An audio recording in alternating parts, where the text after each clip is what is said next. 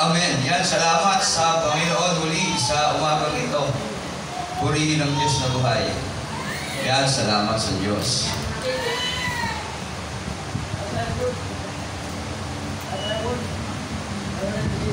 Yan, salamat sa Panginoon. Yan, sa aking mga patutuo kanina. At may mga humaling sa ating mga karamdaman. At may sa pag-iingat. At sa self-control. Yan, kay Brother Daniel. Yan. Yan yung bunga ng banal na Espiritu eh. Pagpipigil sa sarili. Yan, salamat sa Panginoon. Yan. Talakpahan natin ang Diyos. Yan, pagpipigil ng Diyos. To God be the glory. Hallelujah. Sa Diyos ang papuri. Sa Diyos ang parangal. Sa Kanya lang. Kaya yung ating pananampalataya, isalin natin palagi yan sa Diyos. Kagaya kanina, yan, pag-aralan natin kaninang umaga. Yung tungkol sa Roma 3. Tandaan natin yan. Walang matuwid, wala kahit isa. Kaya, paano tayo magiging matuwid? Isalin natin sa Diyos ang ating pananampalataya. Sa ganon, hindi tayo yung mabubuhay sa sarili natin, kundi yung ating banal na pagkatakot sa Kanya. Kagaya ni Cain, ulitin ko lang sa Genesis 4:7, pinayuhan siya ng Diyos na nawa mapaglabanan niya ang kanyang puso, pulong-pulo ng galit. Yan, sa kanyang kapatid na si Abel. Yan, si Cain. Kaparang kay Father Daniel. Nakakasyak talaga yun. Amen, talaga, wala ka lang bang ginagawa. Naghahanap buhay ka lang, bigla na lang may susulpot. At kaya susubukan kung hanggang saan yung self-control. Kaya buti na lang, salamat sa Panginoon at napaglabanan niya. Ayan, yung kanyang galit. At buti na rin may ginamit ang Panginoon kasi kung hindi dumating siguro yung sila Brother Abu Aldrin, baka yung naisip niya hindi mabago. Ganun yun eh. Kaya gagawa ang paraan ng Diyos para sa atin, para mabago ang mga bagay na dapat mangyari. Tandaan natin yan kapag tayo mga anak ng Diyos, talagang hindi niya tayo iiwan ni pababayaan. Purihin ng Diyos, sa Diyos ang papuri, sa Diyos ang pasasalamatan. Yun, at kung tayo meron mga Biblia, makibukas tayo sa aklat ng unang Pedro chapter 5 verse 8 at pangunahan tayo ni Sister Rachel. Nandiyan pa Sister Rachel sa pagbabasa ng salita ng Diyos sa aklat ng unang Pedro chapter 5 verse 8. Yan. Tayo lahat ay tumayo at tayo magbasa kalandalian ng kanyang banal na salita. Unang Pedro chapter 5 verse 8. Maging handa kayo at magbantay. Ang dyablo, ang kaaway ninyo ay parang leyong umuungan at aalig-aligid na naghahanap ng malalapang. Amen. Tayo manalangin. Lord, salamat po sa pagkakataong muli kami, Panginoon, ay nakapagbasa ng iyong banal na kasulatan at narinig ng aming mga tenga ang iyong banal na salita. Ikaw ang may taas sa umagang ito. Buksan mo po ang aming puso, ang aming isip sa iyong mensahe, Panginoon. Pangunahan mo kami, Ama, ng iyong banal na Espiritu sa pangalan ni Jesus.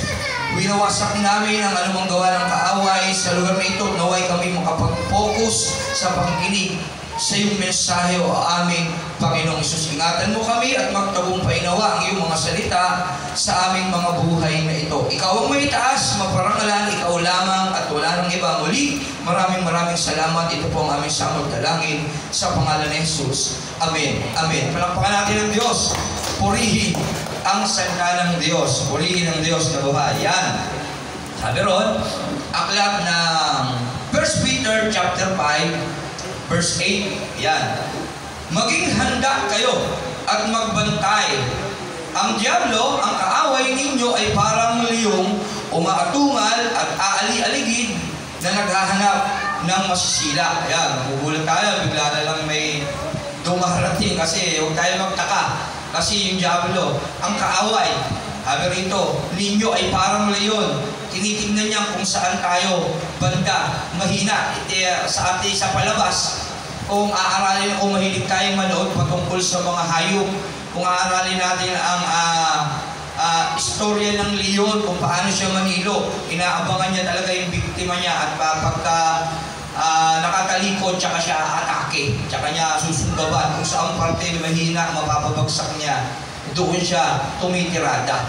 Ganon ang kaaway, hindi natin mamamalayan. Kaya yun, bigla na lang siyang dumarating sa atin.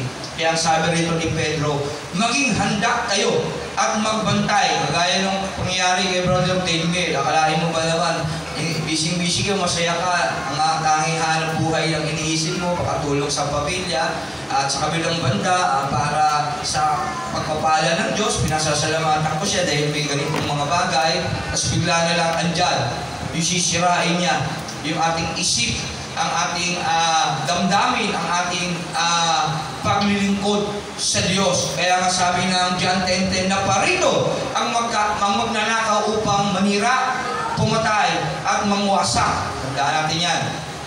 Pero sabi ni Jesus, na parito ako upang ang mga tupay bigyan ng isang buhay, hindi lang basta buhay, isang buhay na masagana at ganap. Kaya tandaan natin yan, laging may pangontra ang Diyos sa kaaway. At dapat yun, nasa ating mga puso. Kaya sabi ni Pedro, maging handa kayo at magbantay. Ang dyablo, ang kaaway ninyo, ay parang liyong umaatungal at aali-aligi na naghahanap ng masisila. Amen? Pero bakit, Pastor?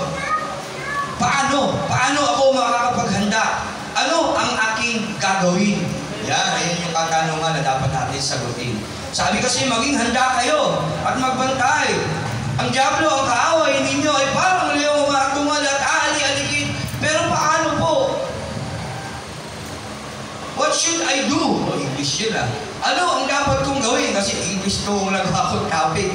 Habang ginagawa ko kanina, medyo nagdudugo yung ilong ko, pinuprasan ko na lang. Amen? Kaya kung sakali mang magkamali sa English, paki-correct na lang, Brother Joshua. Yan. Si medyo English eh. Yan. Kaya, paano? But how? Sabi ron, sabi ni Pedro, maging handa kayo at magbantay.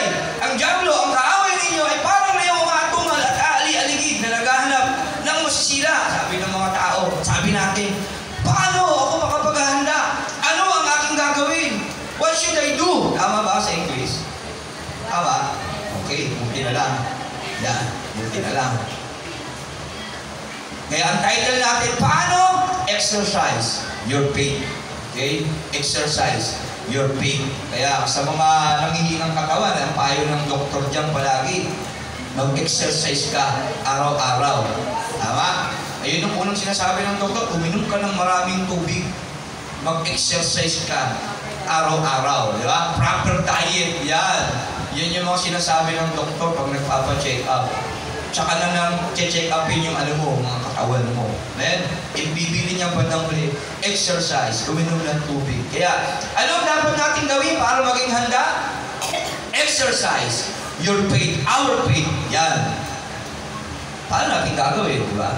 Paano para ako ma-exercise? Kaya pag exercise ka, tumitibay ka eh. Una, wala lang palang payatot ka, bigla lang nagiging maskulado ka na kayo, Luperigno dating, at saka Arnold Schwarzenegger, parang gano'n. Umpisa, payatot, yung katawan mo, pag nagbuhat ka, malamya-lamya, pero kinalaunan, tumatata. Gano'n din naman ang ating pananampalataya sa Diyos.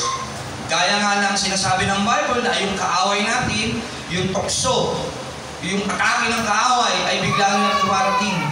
Umiitim ng kanya eh. Kasi sabi ng Bible, tayo yung mga panoorin eh. Ng spiritual sa totoo lang eh. Yung mga, tayo yung bida kasi sa totoo lang eh. Kasi tayo yung iniligtas ng Diyos eh. Si Jesus ang pinakabida at dahil anak niya tayo yung sentro ng atraksyon ng kaaway.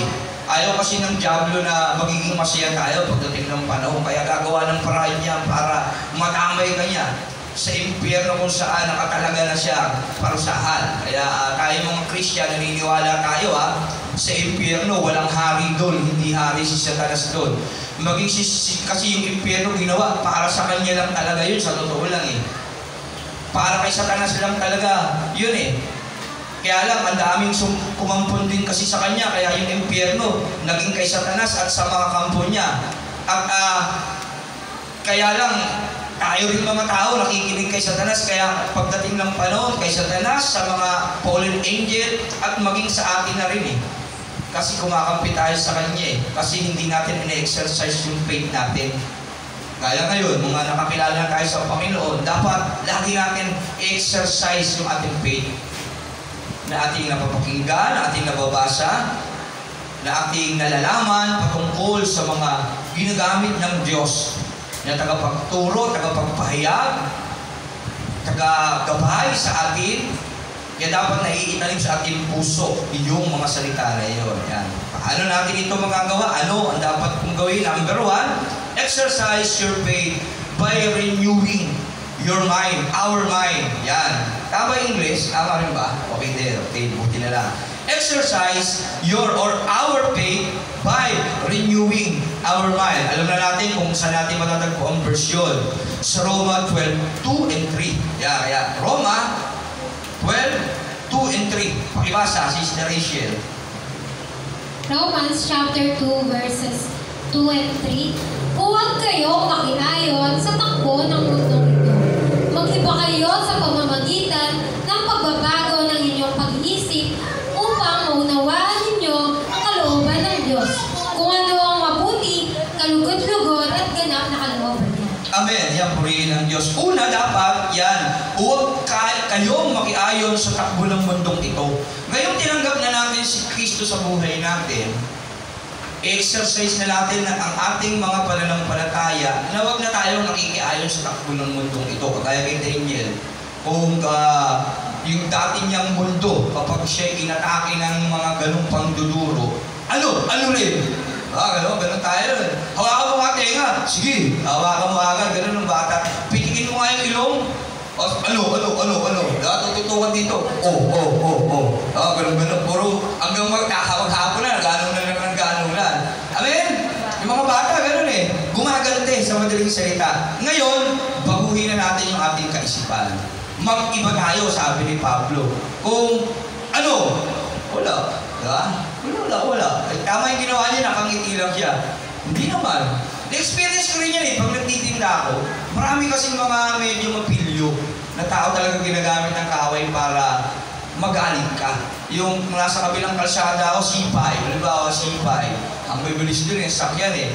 Kabilaan niya lang, dito ako sa parting kabila. Bibilis yan. Biglang may makakatingin sa akin sa malayo, hamburger na malaki. Yung ganda nun ah. Kitang-kita. Bigla ako tatawagin si Senyasan.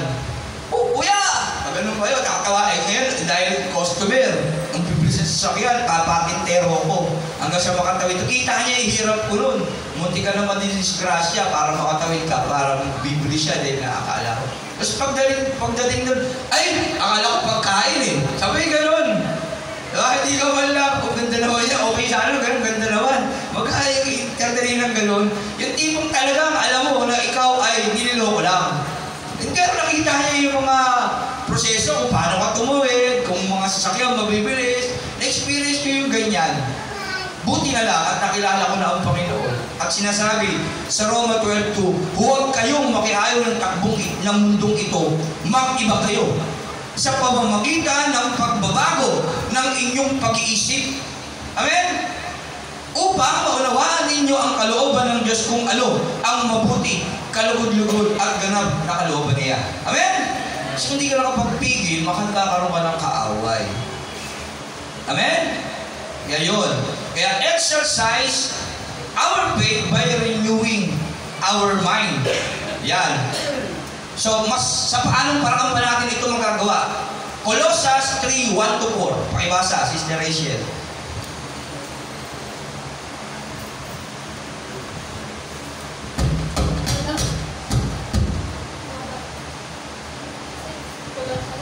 Colossians chapter 3 verses 1-4. Inuwi kayo muli na kasama ng Kristo, kaya ang pagtuunan ninyo ng isip ay ang mga bagay na nasa langit, na kinaroroonan ni Kristo, na nakaupo sa kanan ng Diyos. Ang mga bagay na panlangit ang isa-isip ninyo, hindi ang mga bagay na panlupa, sapagkat napatay na kayo at ang inyong tunay na buhay ay nagtatago sa Diyos kasama ni Kristo. Amen. Yan.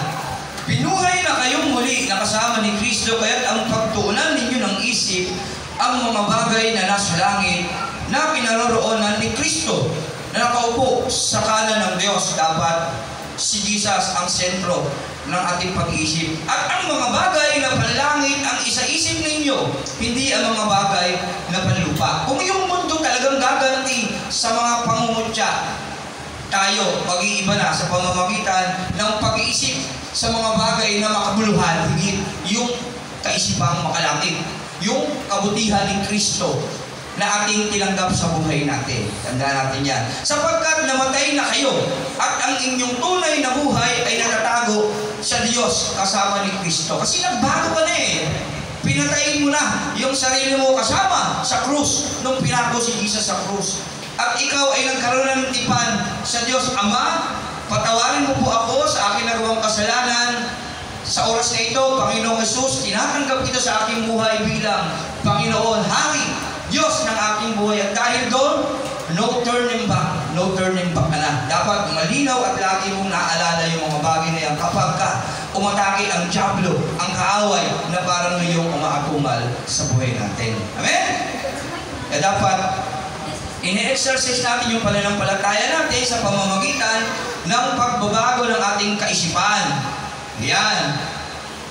At pagkatapos nun, magbabago ang ating mga isip at iisipin lang natin palagi ang kabutihan ni Kristo dahil yung tunay na ating pagkatao ay namatay na.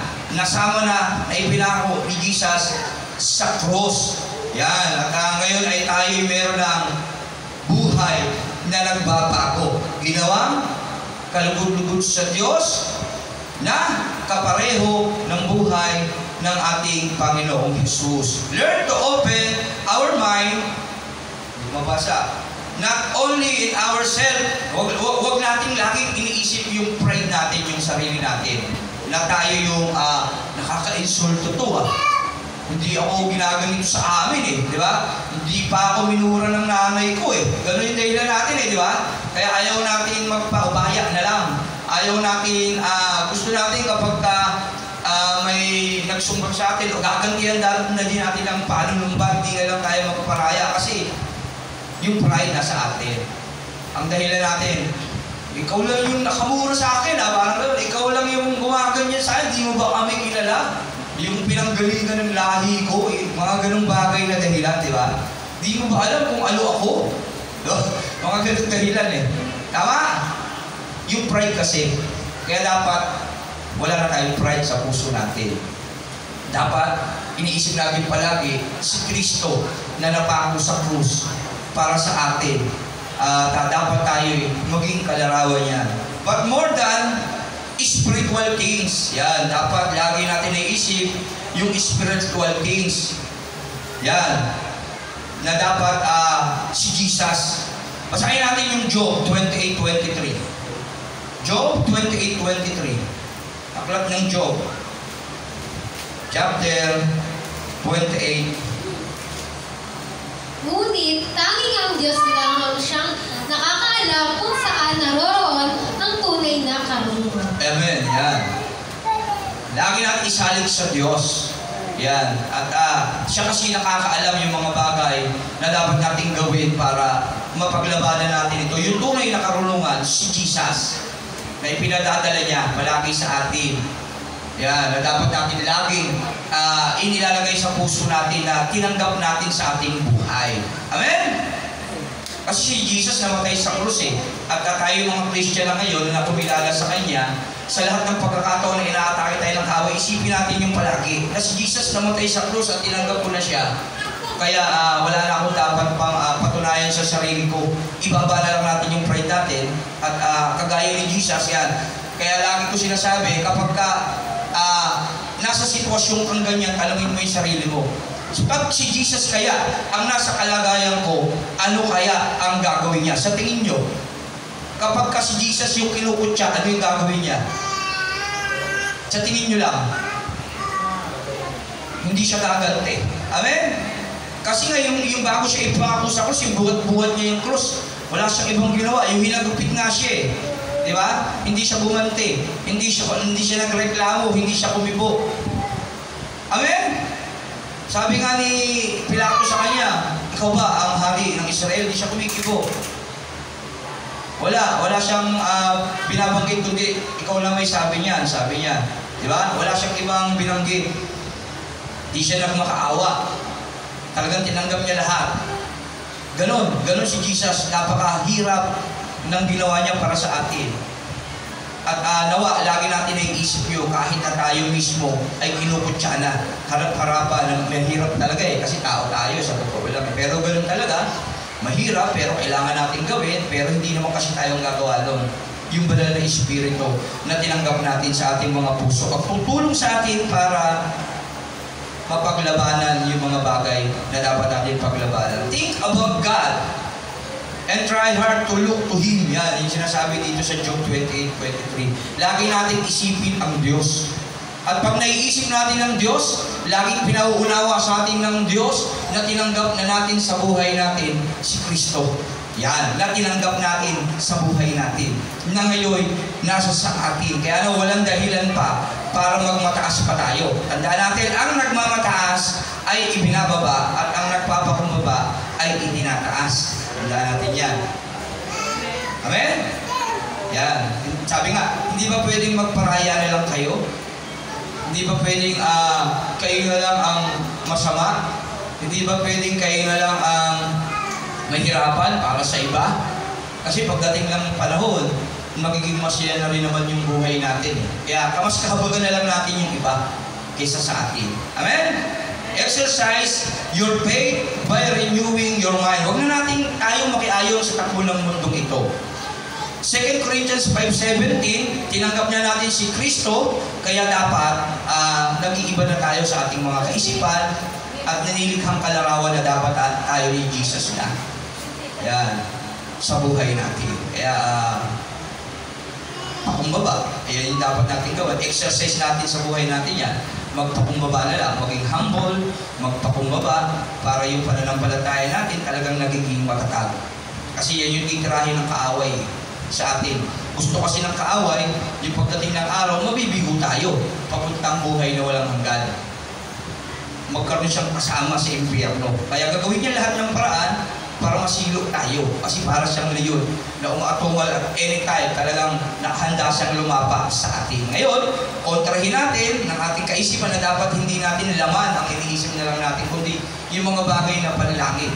Sabi ng Colossus 3. At lagi natin isipin si Jesus, ang Diyos. At kapag lagi natin naiisip ang Diyos, lagi niyang binibigay sa atin si Kristo. Pinaalala niya sa atin si Kristo na tinanggap mo sa buhay mo, na binigay niya para sa iyo yung pag-ibig niya, na nawalay siya sa anak, sa kanyang anak, at ito namang anak, nawalay sa ama. Pero bakit? Kasi sa akin, dahil mahal mo ako. Lagi natin tandaan yun. Kaya magparaya ka na lang, magtiis ka na lang, okay na ikaw yung nagpapahamak, okay na ikaw nagpapakumbaba, ang mahalaga, yung pagtingin sa iyo ng Diyos hindi nawawala. Amen? Kaya baba na lang natin yung sarili natin. Pakumbaba na lang tayo. At i-practice natin yun para lumakas yung ating pananampalataya sa Kanya. Kasi hindi natin nagagawang i-practice eh. Amen? Kaya gano'n. Kaya hina ng ating pananampalataya. Pangalawa, exercise your faith to do good things. Amen? Dapat lagi natin exercise yung pananampalataya natin sa paggawa ng mabuti sa ating buhay. Kasi, yun nga, kagaya ng kanina, nakasentro palagi tayo sa ating sarili. Kaya lang, kapag nakasentro ka sa ating sarili, ang problema, ayun kasi yung kasalanan eh. Yung nakasentro tayo sa ating sarili, lahat ng bagay, puro pabor sa atin. Puro yung tayo yung masaya. Puro yung tayo yung espesyal. Puro yung tayo yung nakikinabang. Yun yung problema. At dahil sa puro tayo yung iniisip natin, hindi na natin nakikita ang Diyos. Hindi na natin naaalala yung mga utos ng Diyos, nakakalimutan na natin. Hindi natin namamalaya, hindi na pala tayo gumagawa ng naaayon sa kalooban ng Diyos. Kasi hindi natin ina-exercise gumawa ng mabuti. Pero ano yung mabuti? Sino yung mabuti? Sabi ni Jesus, ang Diyos lang ang mabuti. Para nangyari yun. Sabi ng binata, mabuting guro, paano ka makapunta sa langit? Huwag bakit mo ako tinatawag na mabuti? Sabi ng Marcos, ang Diyos lang ang mabuti. So, ibig sabihin, ang mabuti ang Diyos. Pero bakit sinabi ni Jesus ang Diyos lang mabuti? Kasi lahat ng ginagawa ni Jesus ay yung pinagagawa lang sa kanya ng Diyos. Amen? Kaya para din tayo maging mabuti, pakinggan natin ang Diyos kagaya lang kanina. Focus lang tayo sa Diyos. At focus tayo sa Diyos, binibigay niya si Kristo at pinaalala sa atin na binigay natin kay Kristo yung buhay natin. At pagka naalala natin na binigay na natin kay Kristo yung buhay natin na dapat siya yung buhay natin, ano ba yung ginawa ni Jesus sa mundong ito nung siya'y nabuhay? Di ba puro kabutihan din na nakita niya sa Ama na inuutos sa kanya ng Ama? Nagpakain siya ng maraming tao, nagpagaling siya ng may sakit, nagpakumbaba siya, nabagawan siya likas at tunay na Diyos, hindi niya pinagpilitang mabuhay pantay ng Diyos. Sa halip siya nagpakumbaba at nabuhay na parang alipin. Amen? Napakabuti ng Diyos. Pinapakita niya sa atin na wala naman siyang kaere-ere sa mundong ito nung siya ay nabuhay. Tama? Hindi kagaya natin, hindi tayo magpaduro kasi tapos tayo ng pinag-aralan eh. Nasa magandang pamilya tayo, ginagalang ng mga taong bayan. Kaya wala kang karapatang bastusin ako. Wala kang karapatang pagsabihan ako. Amen? Ang ganda ko kaysa sa'yo. Kaya wala kang karapatang pintasan ako. Amen? Puro ako, puro tayo. At I. Sa Tagalog, ako. Amen? At nagiging sin. Kasi yung gitna ng sin ay I, ako. At nagiging pride. Bakit? Sa gitna ng pride, may I, ako. At ikaw yun. Na palagi sinasabi, ikaw sa sarili mo. Ang dapat kilalanin, hindi ang Diyos. Parang sinasabi natin, huwag na tayo maniwala sa Diyos. Ako na lang ang masusunod. Ako na lang ang gagawa ng hakbang para sa buhay ko. Ako na lang ang paniniwalaan ko. Amen? Kasi kapag ibinalim mo sa Diyos yung attention mo, magpapakumbaba ka. Kaya ngayong bunga ng banal na Espiritu, una, pag-ibig, katatagan, kahinahunan, pagpipigil sa sarili, kapayapaan, kabutihan, ano pa? Siyam yun eh. Basahin natin para alam natin. Amen? Siyam na lang, di ba natin kamisado, maging ako man. Amen? Rinig ko rin ako. Amen? 9 fruit of the Holy Spirit, Galatia 5:22. Yan. Subalit ang bunga ng Espiritu ay pag-ibig, kagalakan, yung wala ay nawawala, kapayapaan, katyagaan, kabaitan, kabutihan. Yan. Kaya exercise our faith to do good things. At ang unang pinakamabuting bagay na dapat natin gawin, yung isip natin talaga ay nasa Diyos. Kasi ang Diyos lang ang mabuti. Pag naisip natin ng Diyos, pinapakita niya si Kristo na tinanggap mo sa buhay mo na mabuti, nagagawa ng kabutihan para sa iyo. Bakit? Ibibigay ng Ama ang banal na Espiritu sa atin na banal para gawin yung kabanalan na hindi natin kayang gawin. Ayan ay kung totoo na talagang sinasalig natin ang ating pananampalataya sa Diyos. Amen?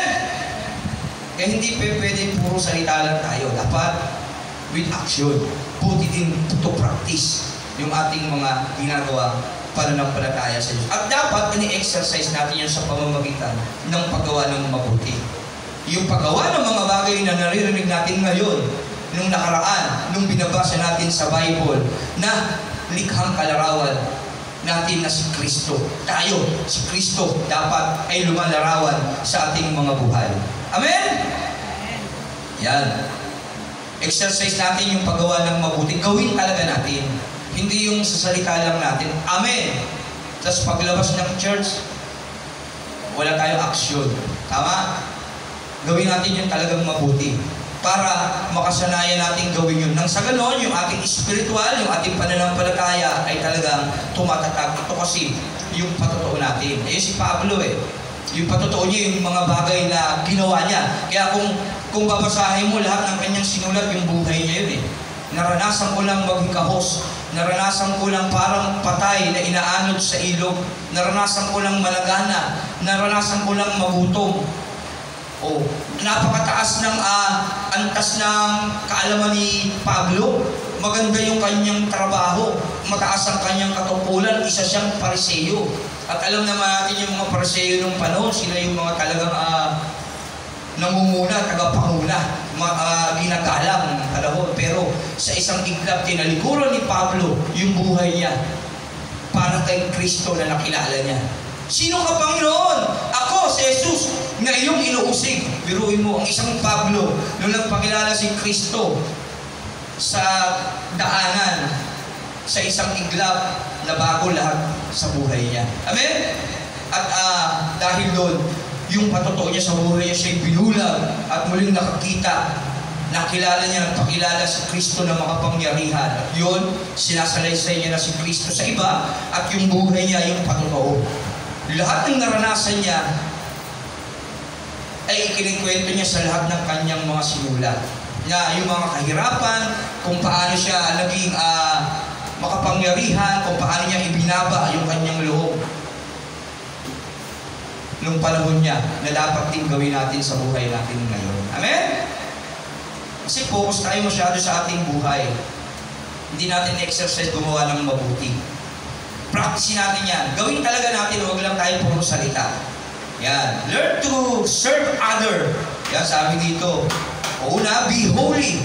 For I am holy. Sa 1 Peter 1:15-16, sabi doon, ako ang Diyos na banal, kaya dapat kayo magpakabanal, kaya mag-practice nyo yung faith nyo sa paggawa ng mabuti, mamuhay kayo ng may kabanalan. Una sa lahat.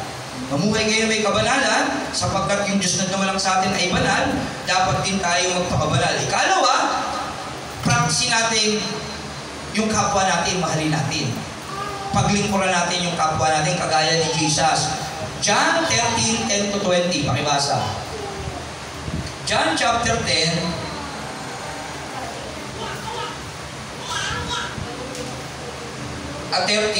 John chapter 13, verses 10-20.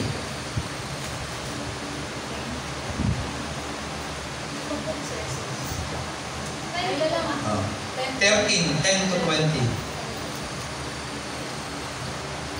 Sumagot si Jesus, ang nakapaligo na ay hindi na kailangang hugasan pa, maliban sa kanyang mga paa, sapagkat malinis na ang buo niyang katawan, at kayo'y malinis na, sabalit hindi lahat.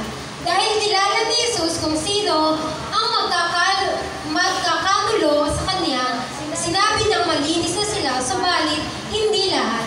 Nang mahugasan na ni Jesus ang kanilang mga paa, muli niyang sinuot ang kanyang balabal at nagbalik sa hapag. Siya'y nangusap sa kanila, nauunawaan ba ninyo kung ano ang ginawa ko sa inyo? Tinatawag ninyo akong guro at Panginoon. At tama kayo, sapagkat ako nga iyon. Dahil akong Panginoon at guro ninyo ay naghugas ng inyong mga paa. Dapat din ninyong gawin ito sa isa't isa. Binigyan ko kayo ng halimbawa upang inyong tularan. Pakatandaan ninyo ang alipin ay hindi nakakahigit sa kaniyang Panginoon, niyang sinugo kaysa sa nagsugo sa kanya. Mapalad kayo kung nauunawaan ninyo ang mga bagay na ito at inyong gagawin. Hindi kayo lahat ang tinutukoy ko. Kilala ko ang aking mga pinili. Ngunit dapat matupad ang sinasabi sa kasulatan. Pinagtaksilan ako ng taong pinapakain ko. Sinasabi ko ito sa inyo bago pa mangyari upang kapag ito'y nangyari na, sasampalataya kayo na ako nga. Pagkatandaan ninyo ang tumatanggap sa sinugo ko ay tumatanggap sa akin. At ang tumatanggap naman sa akin ay tumanggap sa nagsugo sa akin. Amen. Purihin ng Diyos. Yan. John chapter 13 verses 10-20. Ito yung time na hinugasan ni Jesus yung mga paalong alagad. Tinatawag ninyo akong guro at Panginoon at tama kayo sapagkat ako nga iyon. Tama naman. Tama, sapagkat ako yung guro nyo at Panginoon. Dahil akong Panginoon at guro ninyo ay naghugas ng inyong mga paa, dapat din ninyong gawin ito sa isa't isa. Kaya paglingkuran natin yung isa't isa. Binigyan ko kayo ng halimbawa upang inyong tularan si Kristo. Ginawa ito, kaya dapat ginagawa din natin ito sa ating mga buhay. Pakatandaan ninyo, ang alipin ay hindi nakakahigit sa kanyang Panginoon. Hindi ang sinugo kaysa nagsugo sa Kanya. Kasi tayo dapat sumusunod sa ating Panginoon. At dahil utos ng Panginoon yun, dapat natin gawin na maglingkod tayo sa isa't isa. Huwag lang yung ating sarili. Mapalad kayo kung naunawaan ninyo ang mga bagay na ito at inyong gagawin. Pinagpala tayo kapag tayo naglilingkod sa isa't isa. At kung ating ito'y gagawin talaga, kasi kung sasabihin mo lang, hindi ka rin mapalad. Hindi mo namang ginagawa. Kaya gawin natin ang totoo. Hindi kayong lahat ang tinutukoy ko. Hindi lahat gagawin ito. Pero nawa, tayo, gawin natin ito sa ating mga buhay kasi sayang yung kaligtasan na binibigay ng Diyos. Kilala ko ang aking mga pinili, kaya hindi tayo makapagtago sa sa Diyos. Kilala ng Diyos ang bawat isa sa atin. Kaya kung sasabihin mo na ikay nananampalataya at naglilingkod sa iba, kung hindi mo naman ginagawa, hindi natin pwedeng dayain ng Diyos.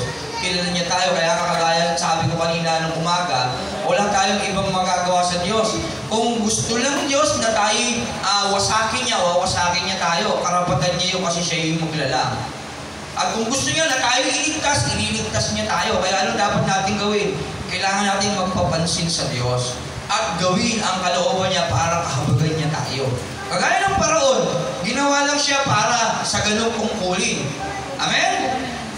Isipin natin iyon, kaya rin gawin ng Diyos sa atin yun, kaya dapat natin gawin. Kilalanin natin sa ating buhay at katakutan, kaya sabi ng mga matakot ka sa Diyos at sundin mo ang kanyang mga utos. Pero kayo malungkot, binigyan tayo ng pangako ng Diyos, lahat tayo ay ibig niyang maligtas. So, ibig sabihin, ikaw at ako at lahat ng tao ay may pagkakataong maligtas. At lahat tayo inimbitahan sa kasalan. Amen? Kaya, ay tagalin natin sa isip natin na baka hindi ako maligtas. Nasa sayo na yun. Kung hindi ka maligtas kasi ikaw ang pipili ng daan na landas na iyon atahakin. Amen? Amen po ba? Amen. Yan. Nasaan ako?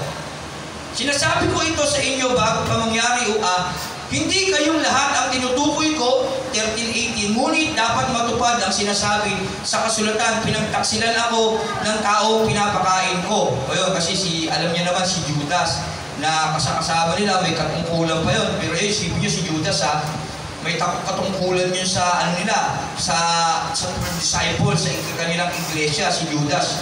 Ano ba yung trabaho ni Judas sa iglesia nila? Treasurer, tagahawak ng pera yun, si Judas.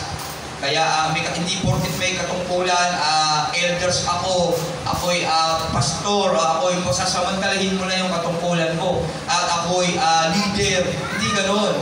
Kailangan maging tunay yung ating pananampalataya at paglilingkod. Yan pinagtaksilan ako ng taong pinakakain ko. So, pinagpapaala tayo ng Diyos palagi. Isipin natin yan. Halimbawa, si Sister Sophia, pumapasok sa school, araw-araw, iniingatan.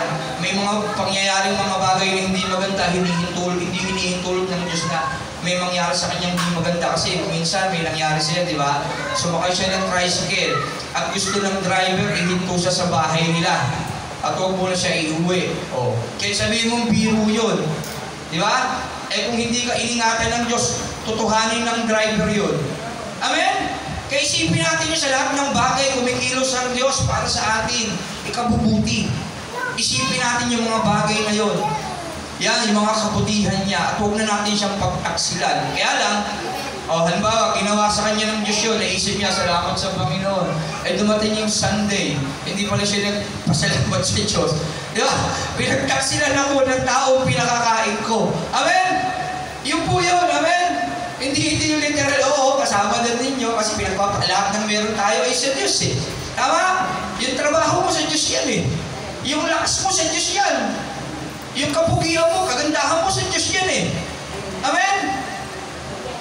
Yung paglabas mo sa bahay mo, hindi ka na-disgrasya, nadapa, o napuwing man lang.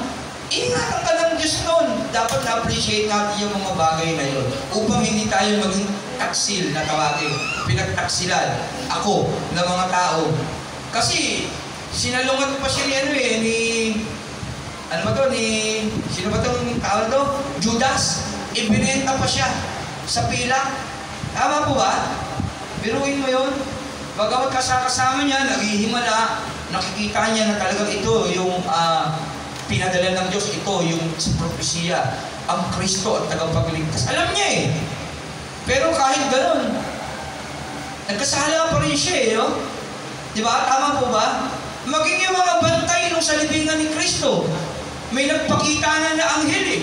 Nahimatay na nga sila eh. Kitang-kita ng dalawang mata nila dahil mga anghel, pagka malakas ang presensya ng mga anghel, kakaiba ang mga anghel, talagang mahihimatay ka, masisilaw ka. Kaya si Pablo, nabulag na eh, nagpakita si Jesus eh.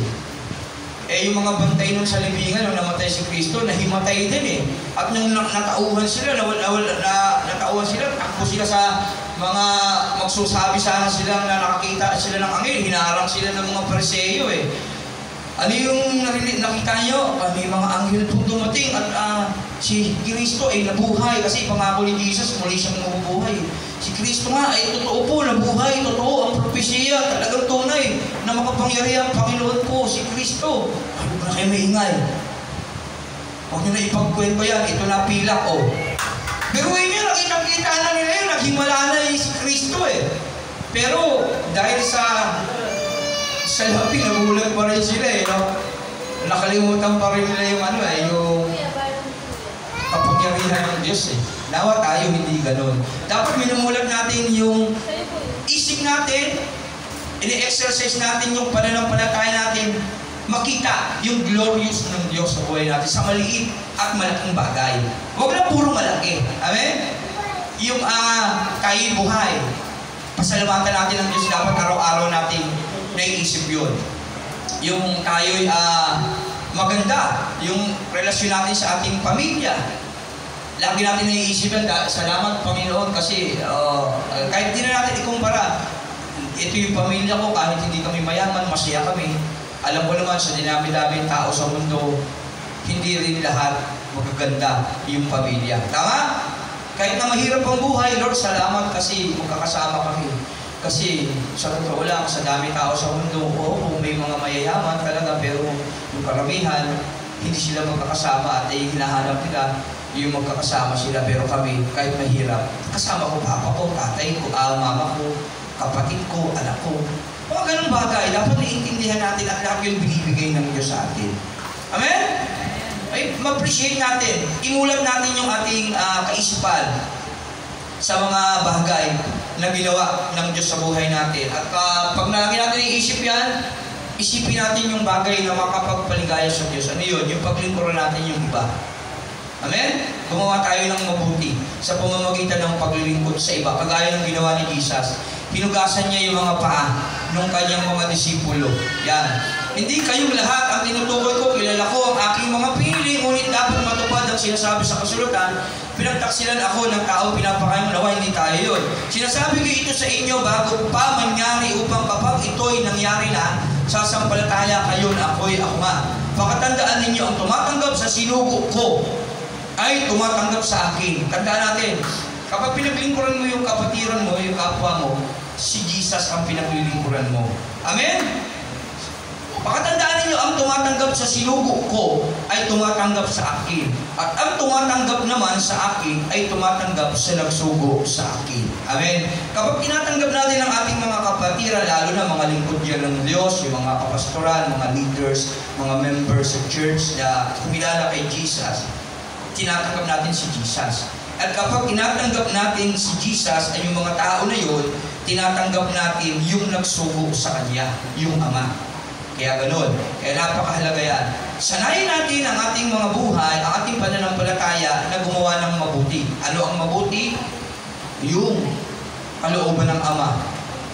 Kapag nalaman natin yung kalooban ng Ama, binibigay niya at pinapakilala at pinapaalala niya si Kristo na tinanggap natin na gumagawa ng mabuti. Nang sa ganun, makisip natin na dapat yung ginawa ni Kristo ay gawin din natin sa buhay natin na naglingkod sa ating kapwa.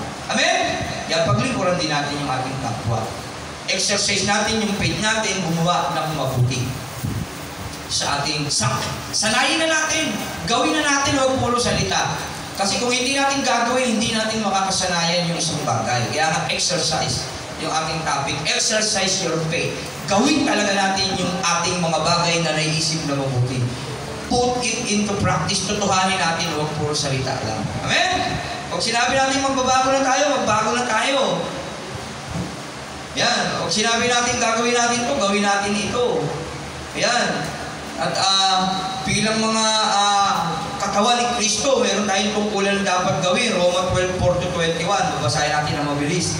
Kasi 11:30 na. Roma 12:4-21. Ako na lang magbabasa. Sabi rito, kung paano ang katawan ay binubuo ng maraming bahagi, kasi dapat natin naiisip na tayo bahagi na ng katawan ni Kristo. Yan. At magkakaiba ang gawain ng bawat isa, gayon din naman kahit na tayo marami, nabubuo tayo sa isang katawan ni Kristo at tayong lahat ay bahagi ng isa't isa. Tumanggap tayo ng iba't ibang kaloob. Ayon sa kagandahan loob ng Diyos, ngayon gamitin natin ang mga kaloob na iyan upang kung ang ating kaloob ay pagsasalita ng pahayag mula sa Diyos, Magpahayag tayo ayon sa sukat ng ating pananampalataya. Pagmamahal din sa kapwa yun, pag pinapahayagan natin sila ng salita ng Diyos, paglilingkod yun. Kung paglilingkod tayo, kung paglilingkod ang ating kaloob, maglingkod tayo. Magturo at tumanggap ng kaloob sa pagtuturo, magpalakas ng loob, ang may kaloob sa pagpapalakas ng loob. Kung pagbibigay ang inyong kaloob, magbigay kayo ng buong puso. Kung pamumuno naman, mamuno kayo ng buong sikap. Kung pagkakawang gawa ang inyong kaloob, gawin ninyo iyan ng buong galak. Maging tunay ang inyong pagmamahalan. Kasuklaman ninyo ang masama at pakaibigin ang mabuti. Magmahalan kayo bilang tunay na magkakapatid at pahalagahan ninyo ang iba nang higit sa pagpapahalaga nila sa inyo. Si Jesus, hindi niya inisip na siya ay Diyos. Tugasan niya yung paano mga disipulo. Magpakasipag kayo at huwag maging tamad. Yan buong puso kayong maglingkod sa Panginoon. Magpakasipag tayo sa ating mga tungkulin sa church. Magalak kayo dahil sa inyong pag-asa, magtiyaga kayo sa inyong kapighatian at palaging manalangin. Tumulong kayo sa pangangailangan ng mga kapatiran. Patuloy ninyo ang mga taga-ibang lugar. Idalangin ninyo ang mga umuusig sa inyo. Idalangin ninyo sila at huwag sumpain. Makigala kayo sa mga nagagala at makitangis sa mga tumatangis. Magkaisa kayo sa saloobin, huwag kayong magmamayabang. Sa halip ay makisama kayo kahit sa mga dukha. Huwag ninyong gantihan ang masama. Sikapin ninyong mamuhay ng marangal. Hanggat maaari, makisama kayo ng mapayapa sa lahat ng tao. Mga minamahal, huwag kayong maghiganti. Ipaubaya ninyo iyon sa Diyos. Kaya sa lahat ng tao, sa ating mga Kristiyano, yung mga umaaway sa atin, yung mga nag-iisip sa atin ng di maganda, yung mga gumagawa ng mga bagay na salungat sa gusto nating mangyari sa atin, huwag na tayong gumanti sa kanila. Ipaubayaan natin iyon sa Diyos. Kasi ang Diyos ang gaganti, tandaan niya. At kaya lang, para sa akin, ipanalangin natin yung mga umuusig sa atin. Kasi kapag ang Diyos ang naging ganti, sabi ng Hebreo, mabigat ang mahulog sa kamay ng Diyos. Ako po, lalo na kapag lingkod ng Diyos, yung ating inuusig, isa sa mga leader sa church, sa mga tungkulin na inaatang ng Diyos, ginagawa niya yun. At gagawa natin sila ng hindi maganda. Mabigat po yun. At hindi tayo matutuwa kapag ang Diyos yung bumanti sa atin. Kaya tayo, kapag nakita natin may umuusig sa atin ng mga tao, ipanalangin natin sila.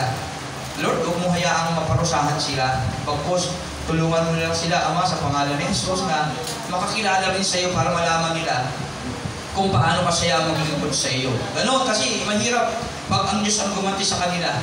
Kaya ipag-pray natin sila. Kaya gaya ni Jesus, Ama, patawarin mo sila. Hindi nila alam ang kanilang ginagawa. Kasi kawawa talaga sila sa totoo lang. Yun yung sinasabi ng banal na kasulatan. Mabigat. Kaya nga sino yung anak ni Noah, yung pinunito niya sa kapatid niya yung hubad yung tatay niya? Si Ham ba yun? Si Shem. Si Ham. Sinumpa yung angkan niya ng Diyos. Bakit? Kasi si Noah, yung pastor nila. Ang pastor kasi tatay. Yung lingkod ng Diyos, yung tatay, yan ang unang pastor nung panahon ng baha, nung natapos na, siya na yung unang pastor, si Noah. Baka hanapin yung pagiging pastor ni Noah. Wala sa Bible yun, pero siya talaga ang nagpamuna kung paano ipakilala ang Diyos sa mga anak niya. At dahil kwento ni Ham, si Noah, dahil nalasing nakahubad sa kanyang mga kapatid, sinumpa siya na alipinin ng kanyang mga ng lahi ng kanyang kapatid, yung lahi niya. Ang bigat. Yung lahi niya, yung lahi ni Ham. Kaya yung mga apo niya, yung mga anak niya, ang mga boss nila, yung angka naman nila, Japhet, nila Shem.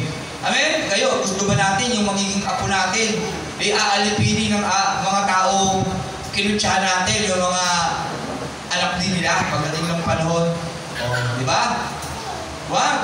Ano ba yung kasalanan ni Ham? Ilingkod ng Diyos Pinagtawanan niya Pinento niya pa sa mga kapatid niya. Anong ginawa ng dalawang kapatid niya? Pinagtakpan. Lumakad ng talikod, kuha ng balabat, tinakpan yung buong katawan ni Noah. Ano ibig sabihin nun? Tinago nila yung kasiraan ng kanilang leader. Kasi alam nila na magiging kasalanan para sa kanila yun. Ginawa nila, ipinaabaya na lang nila sa Diyos ang ibig sabihin nun. Amen? Yan sa atin dito, sa kongregasyon, lalo na kwento natin sa hindi natin kapananampalataya, yung kasiraan ng bawat isa sa atin. Mabigat po yun sa totoo lang. Ayun ang ibig sabihin sa atin nun. Kung tayo man meron ditong di pagkakanawaan, ayusin natin tayo-tayo lang. Kasi pag naikwento natin yan, lalo na sa hindi mga Christian, tayo isang katawan, isang iglesia. Katawan ng Kristo tayo tinatawag, masisira ang katawan. Amen? Damay lahat. Kaya nga kapag masakit ang ngipin mo, hindi ka makakilos eh. Tama po ba? Ang sakit ng ngipin ko, nakahawak ka sa ulo, hindi yan, hindi ngipin yan. Kapatid, ulo, ayaw nga pala. O diba, damay lahat? Kapag masakit ang ngipin mo, hindi ka makagalaw kasi isang katawan yan eh. Tama po ba? Kaya sa atin, dito sa ating iglesia na ito, kongregasyon, kung may mga problema tayo ang umayos ng ating mga problema. Kailangan natin pag-usapan, pag-ayusin, o tayong gagawa ng sarili natin ba? Kasi mabigat kapag tayo nagkamali. Tama po ba? Yung pong ibig sabihin ko, kaya ingat tayo, isipin natin palagi ang Diyos at practice natin lagi gumawa ng mabuti. At mabuti kapag iniisip natin ang Diyos at sumusunod kay Kristo. Sa pamamagitan ng pagsunod sa buhay ni Kristo, nagiging kalugod-lugod tayo sa mata ng Diyos. Yan. At yung pananampalataya natin lumalakas. Subalit kung nagugutom ang iyong kaaway, pakainin mo. Kung nauuhaw, painumin mo. Sa gayon ay mabubunton ka ng mga baga sa kanyang ulo. Huwag kayong magpadaig sa masama, kundi daigin ninyo ng mabuti ang masama. Amen? Yan. Panindigan natin na tayo mga Kristiyana. Amen po ba? At panindigan natin na talagang tinanggap na natin si Kristo sa buhay natin. Amen?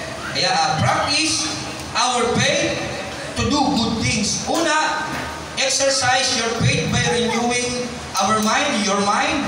Pangalawa, exercise your faith to do good things. At panghuli, pangatlo, exercise your faith to break your familiarities. Yan. Ito yung lagi minsan sineshare ko sa inyo na bibahin yung ating mga nakasanayan.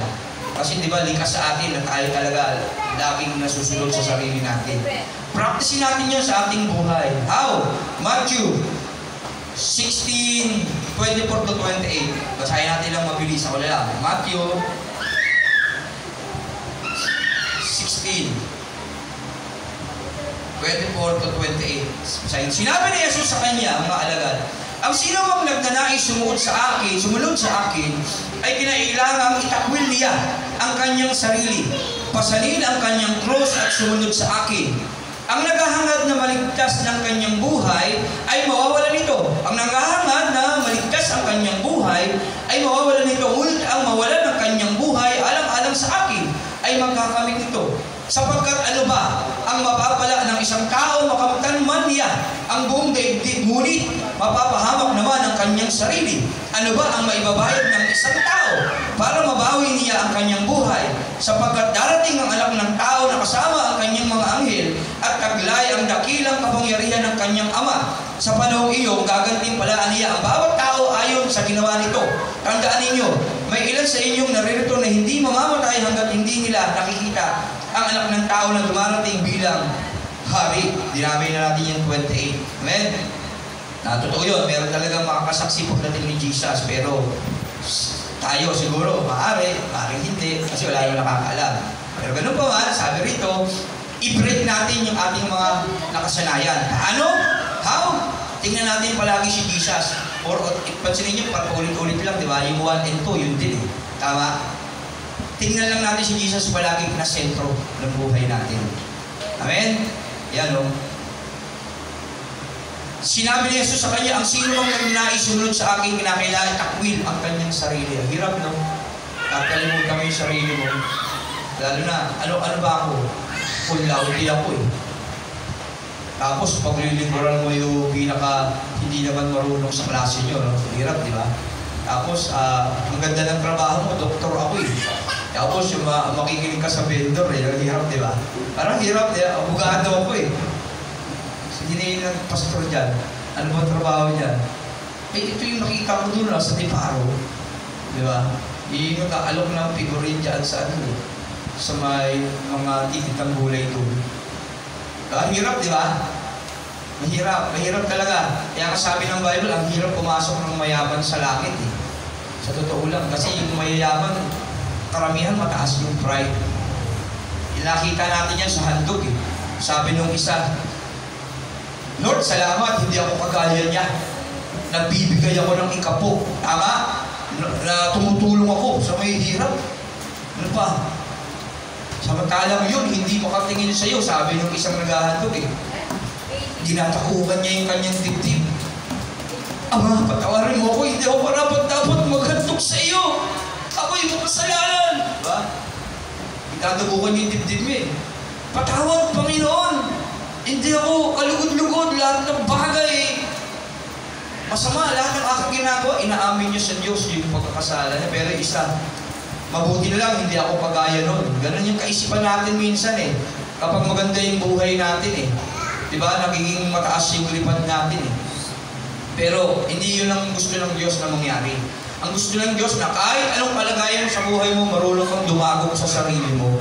Kasi walang taong matuwid, wala kahit isa. Ang lahat ay nagkasala at ang lahat ay walang nakakaabot sa mata ng Diyos. Amen? Kaya, maging humble tayo sa Diyos. Exercise natin yung sarili natin, yung pananampalataya natin, gawin yung mga bagay na hindi natin nakasanayan. Ano ba yung mga bagay na hindi natin nakasanayan? Halimbawa, sa ating buhay, hindi natin nakasanayang magbasa ng Bible, manalangin, gawin natin, subukan natin gawin para yung faith natin na i-exercise natin na lumakas. Amen? Sino ba rito yung lagi nagbabasa ng Bible? Yung totoo.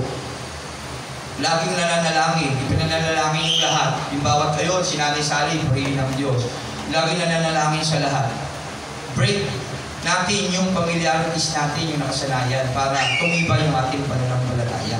Kasi napakalaga ng pananampalataya, ito yung magliligtas sa atin. Amen? Kaya lang, habang binabasa natin yung Bible, magpakumbaba tayo, hilingin natin yung banal na Espiritu. Tapos, i-practice natin, sarili natin, mag-fasting. Kung minsan mag-fasting tayo, kaya kagaya ni Daniel, papasting siya, ni Jesus. Yan, hindi tayo nagpa-fasting Sino yung nakapag-fasting na rito? Yung totoo. Yan, taas kamay, ilan lang, di ba? Si Niron, si Sister Marinel, taas kami, mag-asawa. Sanayin natin, sarili natin, yung hindi natin nakagawian, gawin natin. Para yung ating pananampalataya, lumakas, tumatag, at maunawaan natin, at ang kapayapaan ng Diyos, sabi ron, sa Philippians 4, na hindi kayang unawain ng tao. Kaya yun natin magagawa yung mga bagay na hindi pangkaraniwan Kapag ginagawa natin, sinasalumat natin yung ating sarili, at sinasanay natin yung mga bagay na hindi natin nakasanayan. Ano pa? Yan, makisama tayo sa mga gatherings ng church. I-connect na natin ang ating sarili sa ating kapwa mananampalataya. Amen? Ulitin ko lang, gaya ng baga, dapat lagi tayo magkakasama. At dapat namimiss natin yung isa't isa pag prayer meeting, devotion. Yan, isa yan sa nagpapalakas ng ating pananampalataya. Yung lagi tayo magkakasama. Nagkakapanghuwaan tayo. Amen? Amen po ba? Yan. Practicein natin yun na lagi tayo magkakasama. Kasi pag unbeliever yung kasama natin, na-adapt natin yung mga kaugalian nila. Kaya nga pag pumunta ka sa probinsya, mga 1 linggo lang, marunong ka na rin ng salita nila Tama po ba? Pagka pumunta ka sa Batangas, kinalaunan, umaalay ka na rin. Diba? Ganun Alay. Yan. Ganun din yung pananampalataya natin. Pag hindi natin ginagawa, hindi talaga natin yan makakasanayan.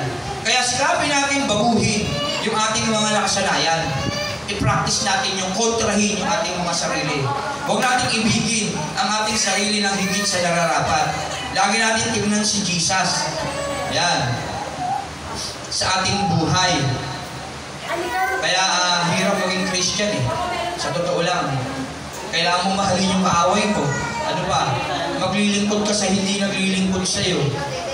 Magpapaubaya ka. Kahit nahihirapan ka, magbibigay ka. Kagaya ng mga taga-Macedonia, kahit baon-baon ka na sa utang, kahit namumulubi ka na. Sabi doon, kahit sila'y dumanas na matitinding pagsubok, kahit yung financial nila ay talagang hirap na hirap sila, yung mga taga-Macedonia nagbigay sa gawain ng Panginoon. At hindi lang yun, kusang loob. Pinipilit pa nila sila Pablo na nakiusap pa sila na magbibigay sila. Kung isipin mo, pinaawat na sila nun nila Pablo, sa totoo lang, hindi na lang siguro sinulat sa Bible. Huwag na, tama na. Ang laki na naman itulong nyo sa church. Pero hindi. Pakiusap, tanggapin nyo na yung tulong namin. Yung mga taga-Macedonia, gano'n. Ito, kaya ba namin sa abot ng aming makakaya? Kapalit-balit yung buhay namin, mahirap, di ba? Tayo, hindi natin kaya yun. Yung gumising halap tayo sa umaga, ang hirap na eh. Tama? Eh, magbigay pa kaya tayo. Ang hirap lalo nun. Tama mo ba? Kaya nga niniro minsan eh, kapag kagaya kanina, ilang tawag pa ako, alam niya naman linggo, gabi pa lang. Di ba? O, gano'n. Mahirap umabon. Pero, dapat sanayin natin yun, i-break natin yung nakagawian natin. Yung hindi mo gusto, gawin mo. Para sa Panginoon, hindi para sa sarili mo. Sa huli na lang, para sa sarili mo, kasi pagdating ng panahon, ikaw din ang makikinabang doon. Amen po ba? Practice natin yung sarili natin, i-break yung familiarities, yung nakasanayan natin gawin. Yung hindi natin ginagawa. Basta tayo ng Bible, di tayo nagbabasa. Sikapin natin magbasa tayo ng Bible. Mag-fasting tayo, subukan natin.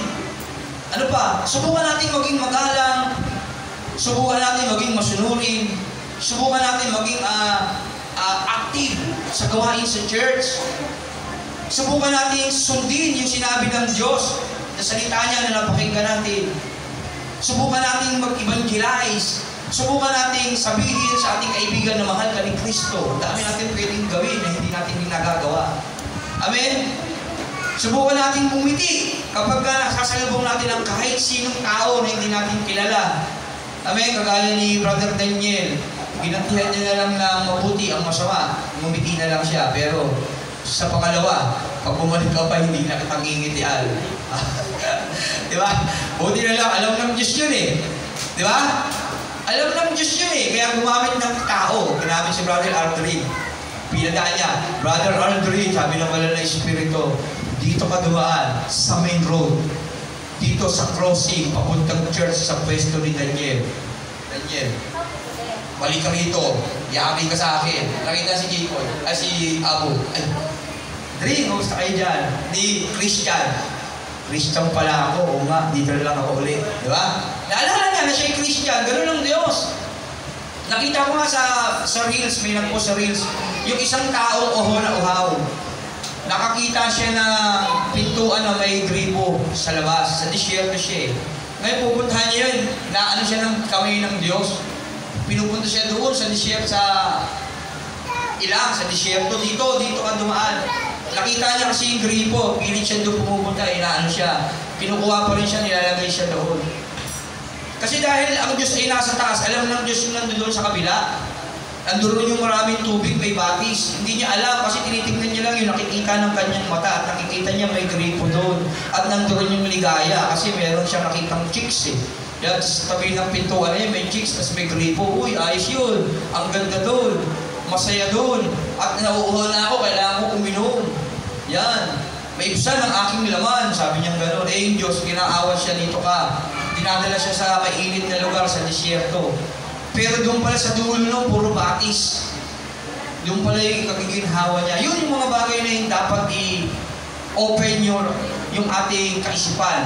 Yung mind natin para masigit natin maintindihan yung kabutihan ng Diyos sa buhay natin. Amen? Amen po ba? Amen. Kaya isipin natin yun, practice natin yung mga bagay na hindi natin nakasanayan, lalo na sa spiritual. Basta tayo ng Bible, mag-fasting tayo, sikapin natin makihalubilo sa gathering ng church, activities, ng mga prayer meetings, devotion. I-try natin, subukan natin.